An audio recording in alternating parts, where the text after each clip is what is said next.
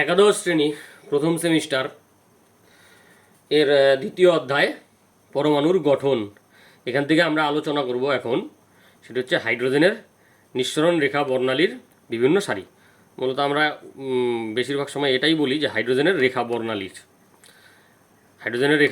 বিভিন্ন সারি। তো হাইড্রোজেনের রেখা বর্ণালী অ্যাকচুয়ালি নিঃসরণ রেখা বর্ণালী, সেই জন্য এখানে আমি হাইড্রোজেনের নিঃসরণ রেখা বর্ণালীর বিভিন্ন সারি বলে উল্লেখ করেছি। যাই হোক, তো হাইড্রোজেনের রেখা বর্ণালী বুঝতে গেলে আমাকে প্রথমে এরকম একটা ধরে নিচ্ছি, এইটা একটা তড়িৎ মুখ্য নল। এই পেনটি বা কলমটি সেটি একটি তড়িৎ মুখ্য নল।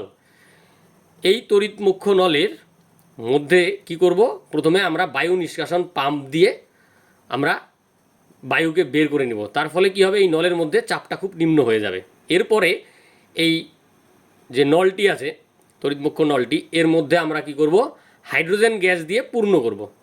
তারপর একটি প্রান্ত ক্যাথোড হবে, আরেকটি প্রান্ত অ্যানোড হবে। ক্যাথোড আর অ্যানোডের মধ্যে যদি উচ্চ বিভব পার্থক্য আমরা সৃষ্টি করি, তাহলে কি হবে, উচ্চ বিভব পার্থক্য সৃষ্টি করলে এই নলটির মধ্যে একটা তড়িৎ স্ফুলিঙ্গের সৃষ্টি হবে এবং উচ্চ শক্তি সৃষ্টি হবে। এবার এই উচ্চ শক্তি থেকে হাইড্রোজেন অণুগুলো শক্তি শোষণ করে উচ্চ শক্তি স্তরে যাবে এবং গিয়ে পরমাণুতে ভেঙে যাবে। হাইড্রোজেন অণু পরমাণুতে বিভাজিত হবে।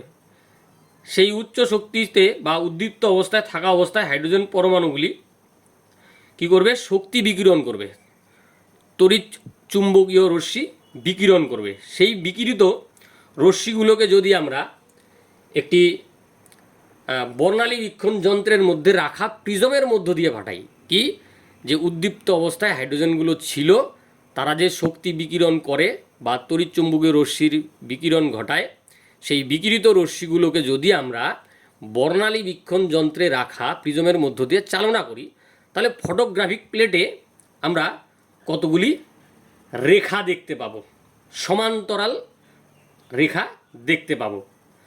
এই যে সমান্তরাল রেখাগুলো পাচ্ছি, একেই বলা হচ্ছে হাইড্রোজেনের রেখা বর্ণালী। যদি আরও ভালো করে বলি, তাহলে হাইড্রোজেনের নিঃসরণ রেখা বর্ণালী। বা এবার এই হাইড্রোজেনের যে নিঃসরণ রেখা বর্ণালীতে যে সমান্তরাল সারিগুলো রয়েছে, সমান্তরাল যে রেখাগুলো রয়েছে, এগুলো আমাদের যে তড়িৎচুম্বকীয় বর্ণালীর যে বিভিন্ন অঞ্চল রয়েছে, যেমন হচ্ছে অতিবেগুনি অঞ্চল, দৃশ্যমান অঞ্চল, অবলোহিত অঞ্চল, ওই সারিগুলো এই অঞ্চলগুলোর মধ্যে অবস্থান করে। ঠিক আছে, তো বিভিন্ন সময় বিভিন্ন বিজ্ঞানী এই অঞ্চলে অবস্থিত সারিগুলোকে আবিষ্কার করেন। সবার প্রথম যে বিজ্ঞানী এই হাইড্রোজেনের রেখা বর্ণালীর সারি আবিষ্কার করেন, সেটি হচ্ছে দৃশ্যমান অঞ্চলে যে সারিগুলো থাকে, যে রেখাগুলো থাকে, সেটি প্রথম বামার আবিষ্কার করেন। তাহলে বামার ওই বর্ণালীতে যে রেখাগুলো আছে, তার মধ্যে কোন অংশের সারিগুলোকে আবিষ্কার করেন বা রেখাগুলোকে আবিষ্কার করেন, দৃশ্যমান অঞ্চলে অবস্থিত হাইড্রোজেনের রেখা বর্ণালীগুলোকে। তিনি দেখতে পান সেই দৃশ্যমান অঞ্চলে 4টি রেখা রয়েছে। প্রথম রেখাটি ছিল লাল, যেটিকে উনি বলেছিলেন এইচ আলফা রেখা। দ্বিতীয় রেখাটি ছিল নীলাভ সবুজ, যেটিকে উনি নাম দিয়েছিলেন এইচ বিটা রেখা। আর তৃতীয় যে রেখাটি উনি পেয়েছিলেন সেই দৃশ্যমান অঞ্চলে, সেটি হচ্ছে নীল, যেটিকে উনি নাম দিয়েছিলেন এইচ গামা। আর চতুর্থ যে রেখাটি উনি পেয়েছিলেন, সেটিকে উনি নাম দিয়েছিলেন এইচ ডেল্টা। অর্থাৎ বামার হাইড্রোজেনের নিঃসরণ রেখা বর্ণালীর দৃশ্যমান অঞ্চলে অবস্থিত 4টি রেখাকে উনি আবিষ্কার করেছিলেন। এরপরে ধাপে ধাপে বিভিন্ন বিজ্ঞানী বিভিন্ন অঞ্চলে অবস্থিত যে অন্যান্য রেখাগুলি রয়েছে সেগুলো আবিষ্কার করেন। তো লিম্যান অতিবেগুনি অঞ্চলের যে রেখাগুলো ছিল, অতিবেগুনি অঞ্চলে যে রেখাগুলো ছিল, সেগুলিকে উনি আবিষ্কার করেছিলেন। প্যাশেন অবলোহিত অঞ্চলে যে রেখাগুলো অবস্থিত, তাদেরকে আবিষ্কার করেছিলেন। ফুন্ড অবলোহিত অঞ্চলে, হামফ্রিস অবলোহিত অঞ্চলে যে কিছু রেখা, তাদেরকে তিনি আবিষ্কার করেছিলেন। এইবার এই যে আমরা হাইড্রোজেনের নিঃসরণ রেখা বর্ণালীর ক্ষেত্রে বিভিন্ন বিজ্ঞানী বিভিন্ন অঞ্চলে অবস্থিত সারিগুলো, রেখার সারিগুলোকে আবিষ্কার করলেন। সেই বিভিন্ন সারিতে উপস্থিত অসংখ্য আলোক রেখার তরঙ্গ সংখ্যা, সেই সারিগুলোতে অসংখ্য আলোক রেখা আছে, তড়িৎচুম্বকীয় তরঙ্গ আছে। তো তাদের যে তরঙ্গ সংখ্যা, সেই তরঙ্গ সংখ্যা গণনার জন্য বিজ্ঞানী রিডবার্গ একটা সমীকরণ তৈরি করেন। সেই সমীকরণটি কি? নিউ বার, উচ্চারণটা কি? নিউ বার। নিউ বার, যেটা তরঙ্গ সংখ্যা বোঝায়, ইজুকাল টু 1/λ।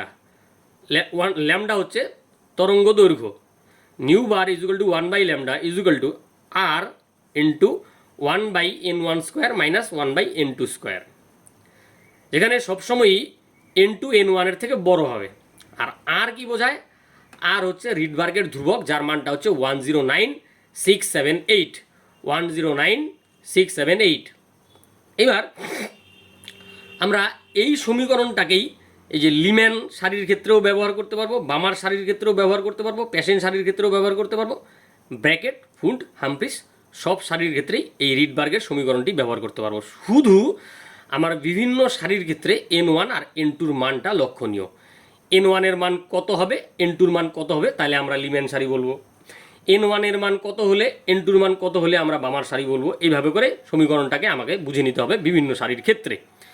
লিম্যান সারির ক্ষেত্রে n1-এর মানটা হচ্ছে 1 আর n2-র মানটা হচ্ছে 2, 3, 4 ইত্যাদি ইত্যাদি। অর্থাৎ এটা মানে কি বোঝাচ্ছে? যখন হাইড্রোজেন শক্তি শোষণ করে বিভিন্ন পরমাণুতে ভাঙলো, তারপরে ওই হাইড্রোজেন পরমাণুতে যে একটি ইলেকট্রন রয়েছে, সেই ইলেকট্রনটি 1 নাম্বার কক্ষ থেকে বিভিন্ন কক্ষে স্থানান্তরিত হয়েছিল। যদি বিভিন্ন কক্ষপথ থেকে 1 নাম্বার কক্ষে ফিরে আসে, তার জন্য যে সারিগুলো পেয়েছিলাম সেটাই অ্যাকচুয়ালি লিম্যান আবিষ্কার করেছিল, সেই জন্য সেইগুলিকে লিম্যান সারি বলা হচ্ছিল। সেই জন্য লিম্যান সারির জন্য n1-এর মান 1, n2-র মান 2, 3, 4, অর্থাৎ বিভিন্ন কক্ষপথ থেকে 1 নাম্বার কক্ষপথে যখন শক্তি ফিরে আসবে তখন যে শক্তিটা বিকিরণ করবে। এবার বামার সারির জন্য কি হবে? n1-এর মান হচ্ছে 2 আর n2-র মানটা হচ্ছে 3, 4, 5। অর্থাৎ যখনই ইলেকট্রনগুলো বিভিন্ন কক্ষপথ থেকে, মানে উত্তেজিত অবস্থায় ইলেকট্রনগুলো তো বিভিন্ন উচ্চ শক্তি স্তরে যায়, যখন ফিরে আসলো তখন যদি 2-তে ফিরে আসে, তাহলে তার জন্য যে সারিগুলো পাবো সেটা হচ্ছে বামার সারি, কারণ এই অংশটুকুন বামার আবিষ্কার করেছিলেন। প্যাশেন সারির ক্ষেত্রে n1 = 3, n2 = 4, 5, 6। ব্র্যাকেট সারির ক্ষেত্রে n1 = 4, n2 = 5, 6, 7। ফুন্ড সারির ক্ষেত্রে n1 = 5, n2 = 6, 7, 8। হামফ্রিস সারির ক্ষেত্রে n1 = 6, n2 = 7। তাহলে আমরা কি দেখতে পাচ্ছি? n1-এর মান যা হয়, n2-র মান ঠিক তার পরবর্তী সংখ্যাগুলো হয়। n1-এর মান 1 তো 2, 3, 4, n1-এর মান 2 তো 3, 4, 5। তো এরম করে কিন্তু আমরা বিভিন্ন সারির ক্ষেত্রে আমরা এই যে রিডবার্গের সমীকরণটা প্রয়োগ করতে পারি। ঠিক আছে? তো এখান থেকে একটা প্রশ্ন, সেটা হচ্ছে যে বামারের ক্ষেত্রে যে আমরা 4টা সারি পাচ্ছি, 4টা রেখা পাচ্ছি, লাল, নীলাভ সবুজ, নীল, বেগুনি। লালটাকে বলা হয় প্রথম রেখা বা এইচ আলফা, দ্বিতীয়টাকে বলা হচ্ছে এইচ বিটা, আর নীলটাকে বলা হচ্ছে এইচ গামা, বেগুনিটাকে বলা হচ্ছে এইচ ডেল্টা। তাহলে আমরা এই লাল রেখার জন্য, যেহেতু অবশ্যই বামার, তাহলে n1 সবসময় 2 হবে। এই প্রত্যেকটি রেখার জন্যই, এগুলো যেহেতু বামার সারির অন্তর্গত, তাই প্রত্যেকটি রেখার জন্যই n1-এর মান 2 হবে। এবং কিন্তু এই রেখাগুলো আলাদা হওয়ার জন্য n2-এর মান কিন্তু ভিন্ন হবে। তাই লাল রেখার জন্য, অর্থাৎ এইচ আলফা রেখার জন্য n2-র মান হবে 3। নীলাভ সবুজ রেখার জন্য এই সমীকরণে n2-র মান হবে 4। নীল রেখার জন্য n2-র মান হবে 5। বেগুনি রেখার জন্য n2-র মান হবে 6। তা এইভাবে করে আমরা বিভিন্ন হাইড্রোজেনের যে নিঃসরণ রেখা বর্ণালীর সারি রয়েছে সেগুলোর ক্ষেত্রে রিডবার্গের সমীকরণটা আমরা প্রয়োগ করব। এই রিডবার্গের সমীকরণটা আমাদের মনে রাখতে হবে বিভিন্ন সারির ক্ষেত্রে, কারণ এখান থেকে আমাদের গাণিতিক সমস্যা দিয়ে আমাদের সমাধান করতে হবে।